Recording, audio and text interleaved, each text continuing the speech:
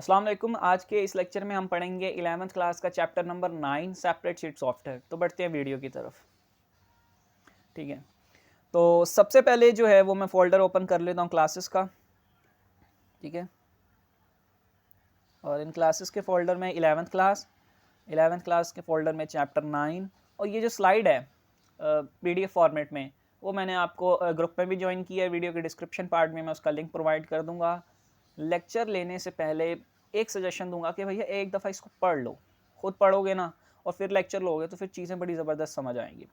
Chapter का आपका name है separate sheet software. Chapter number 9 आप बुक खोल के अपने सामने रख सकते हैं, मैच कर सकते हैं ईच एंड एवरी टॉपिक को। हर एक टॉपिक मैंने यहाँ पे डिस्कस किया, ऐसा कुछ नहीं छोड़ा जो वहाँ पे और यहाँ पे मैंने डिस्कस ना किया हो। ठीक है, तो पहला टॉपिक है features of separate sheet software. सबसे पहले तो ओवरव्यू लिखा होगा ना कि सेपरेट शीट सॉफ्टवेयर होता है क्या। ठीक है, सेपरेट शीट सॉफ्टवेयर एक ऐसा सॉफ्टवेयर होता है जो आपको वर्कशीट्स यानी टेबल फॉर्मेट्स में डेटा को अरेंज करने के लिए इस्तेमाल किया जाता है। अभी क्या होता है ये चीज़ आपको नहीं समझ आएगी, वन बाय वन देखते हैं।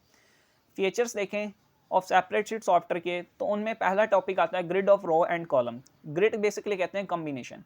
तो सेपरेट शीट कब बनती है, जब आप रोज और कॉलम्स का कॉम्बिनेशन करवाते हो। ठीक है, यानी टेबल फॉर्मेट, टेबल में होता है ना, रोज भी होती हैं कॉलम्स भी होती हैं, तो एक ऐसी शीट जहां पे रोज भी हो कॉलम्स भी हो और उनका कॉम्बिनेशन मिलकर एक टेबल फॉर्मेट बनाता हो, तो वो आपकी एक सेपरेट शीट है। ठीक है, अब रो क्या होती है, कॉलम क्या होती है, 11th क्लास के बच्चों को तो स्पेशली मुझे बताने की ज़रूरत नहीं है। फिर भी अगर आपने अपना चैप्टर नंबर 3 मैथमेटिक्स किया हुआ है डिटर्मिनेंट्स वाला, तो आपको तो पता ही होगा। रो की बात करें तो यार ये रो की एग्जांपल है। ठीक है, आप जूम करके देख सकते हैं, ये मैंने ग्रुप में भी शेयर कर दिया हुआ है।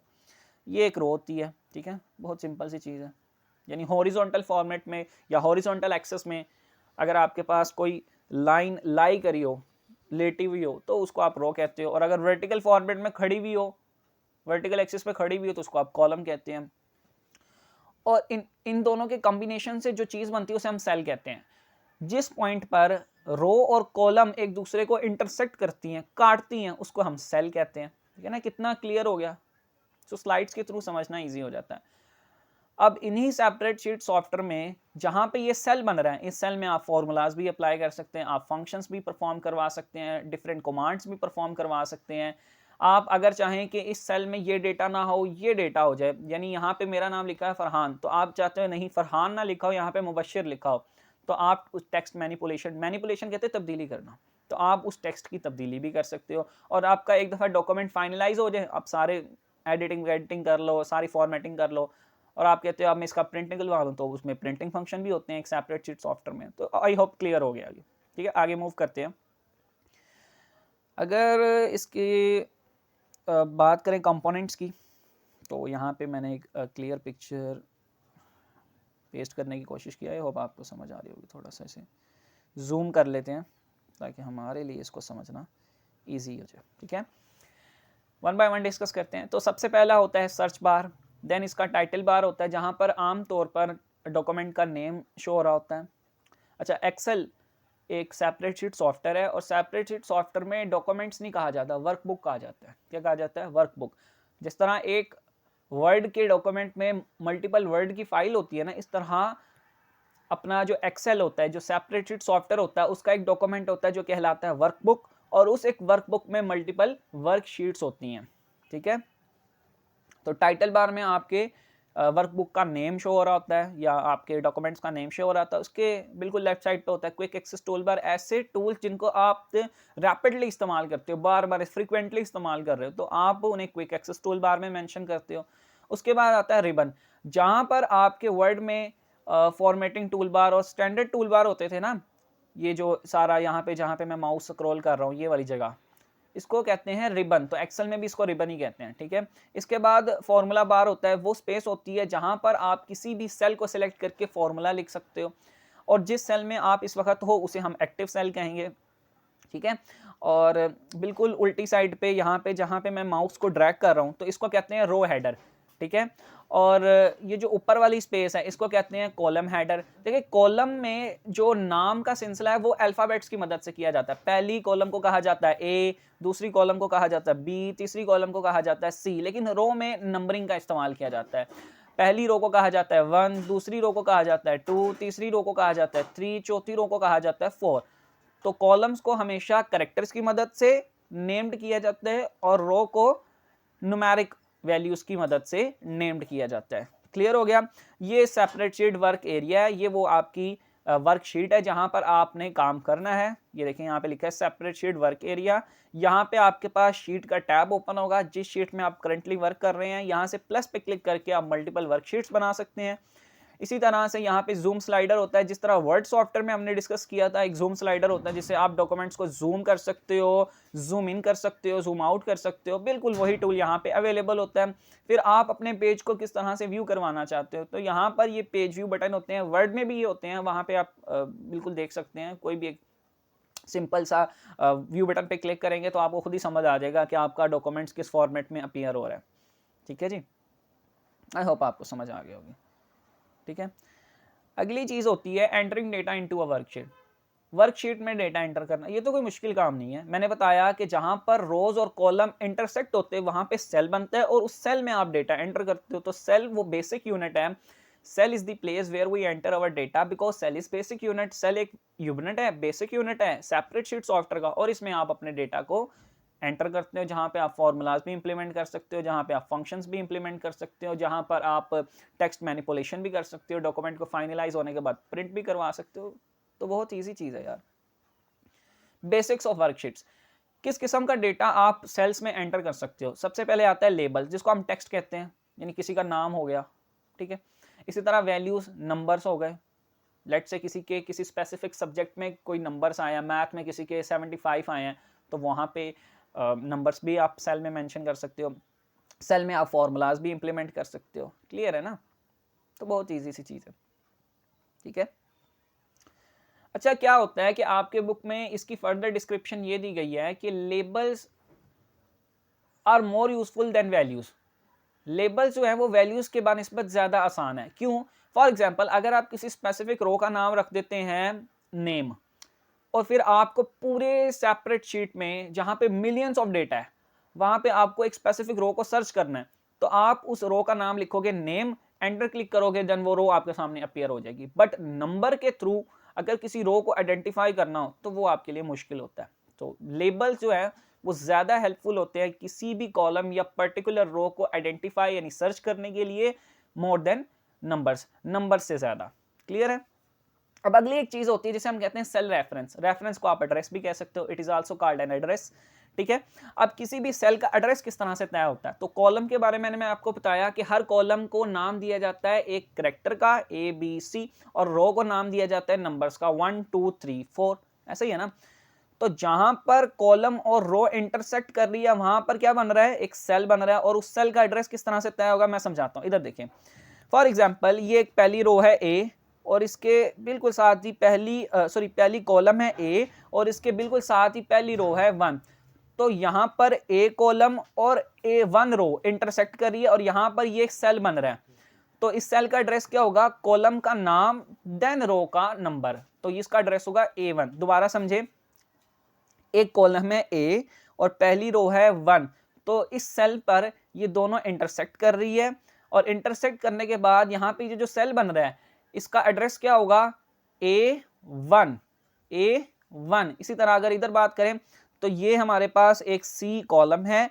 अगर यहाँ पे बात करें तो हमारे पास ये एक रो 2 है। तो यहाँ पे इंटरसेक्ट होने से ये जो सेल बन रहा है, समझ आ रही है ना, जहां पे अपना माउस ड्रैग कर रहा हूं, यहाँ पे जो सेल बन रहा है इसका एड्रेस क्या होगा, कॉलम का नेम देन रो का नंबर, तो इसका एड्रेस होगा C2।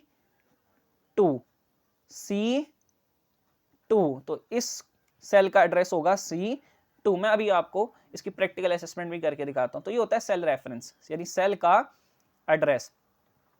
अब अगर आपके कुछ सेल्स एक साथ है, जैसे A1 A2 A3 A4 A5, और आप चाहते हो इन सबको सिलेक्ट ना करना पड़े, एक इनकी ये रेंज है ना, आपके जब मल्टीपल सेल्स कॉन्टिग्यूस हो, कॉन्टिग्यूस कहते हैं एक साथ हैं, तो आप चाहते हो कि पहले को सिलेक्ट किया जाए, देन आखिरी को सिलेक्ट कर लिया जाए, और सबको इनके दरमियान कवर कर दिया जाए, ये भी पॉसिबल है।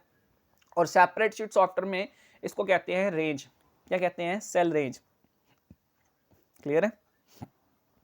तो सेल रेंज क्या होता है, it is used to select contiguous cells. देखिए कॉन्टिग्यूस सेल्स क्या होते हैं, जब मल्टीपल सेल्स एक साथ हैं A1 A2 A3 A4, और आप चाहते हो कि इन सेल्स को सिलेक्ट कर लिया जाए एट द सेम टाइम एक साथ, तो बहुत आसान सा है। फॉर एग्जांपल अगर आपके पास सेल्स हैं A1 B1 C1 D1, किस तरह से मैं समझाता हूँ। आपके पास ये पहली रो है जिसका नंबर है 1, तो यहाँ पर पहली कॉलम है A, ये इंटरसेक्ट कर रही है तो यहाँ पे सेल बन रहा है। इसी तरह ये पहली कॉलम यहाँ पे इंटरसेक्ट कर रही है पहली रो के साथ, यहाँ पे एक सेल बन रहा है। तीसरी कॉलम इंटरसेक्ट कर रही है, चौथी कॉलम इंटरसेक्ट कर रही है।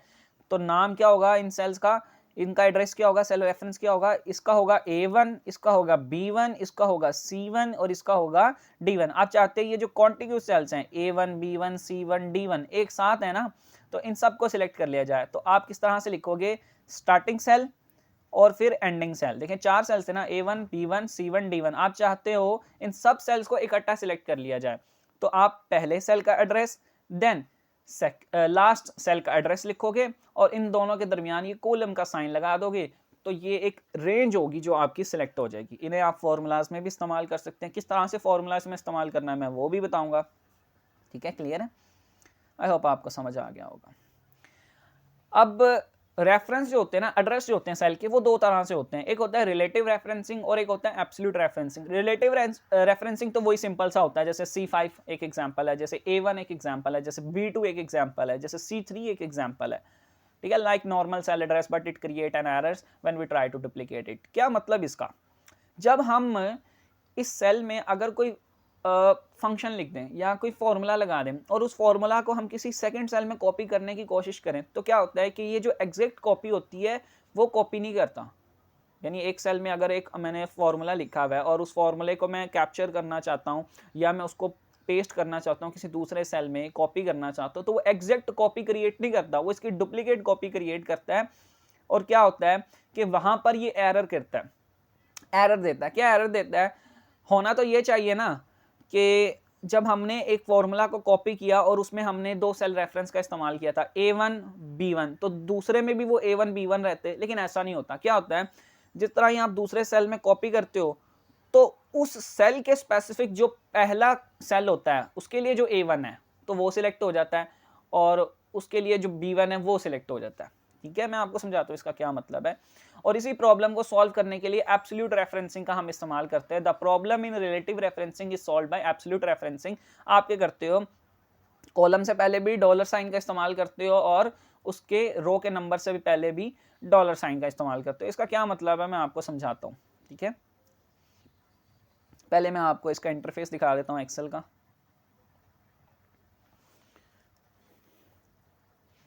ठीक है,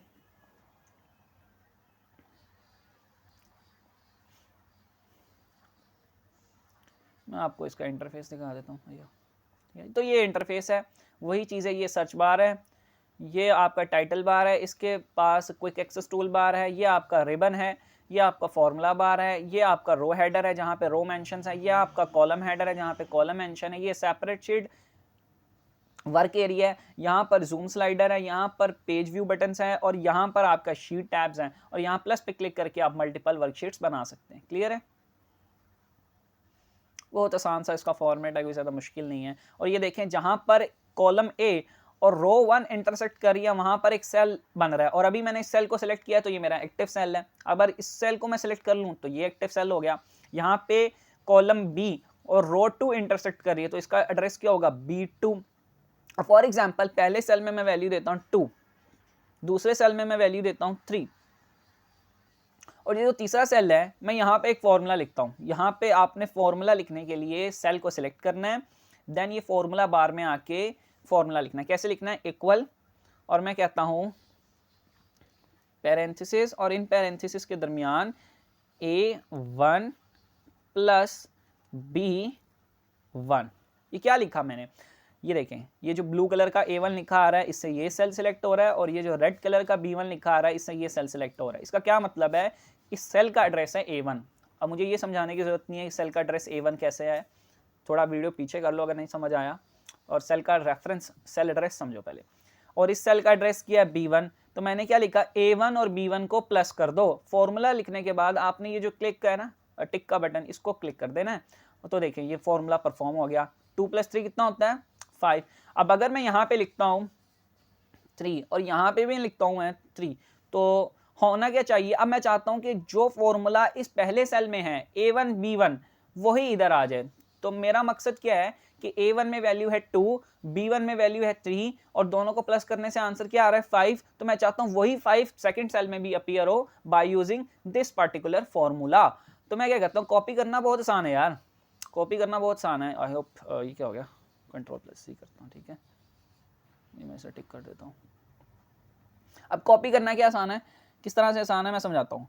ये देखो, ये जो आपको सेल के बॉटम कॉर्नर पर ये जो बॉक्स नजर आ रहा है इसको सिलेक्ट करना है और इसको ड्रैग करना है दूसरे पर, माउस को पकड़ना है और नीचे ड्रैग करना है। ड्रैग करोगे ये कॉपी हो जाएगा। अब यहाँ पर 6 आ रहा है लेकिन मुझे चाहिए क्या था 5। अब ये 6 क्यों आ रहा है भला, ये देखें, इस पे अगर मैं क्लिक करूंगा तो इसका फॉर्मूला क्या आ रहा है A2 B2। तो इस सेल के रिस्पेक्टिव जो इसके लिए पहला सेल था which is A2 column A रो 2, जहां पे इंटरसेक्ट हो रहे हैं वहां पे सेल बन रहा है और इस सेल का एड्रेस क्या होगा A2 और इसका होगा B2।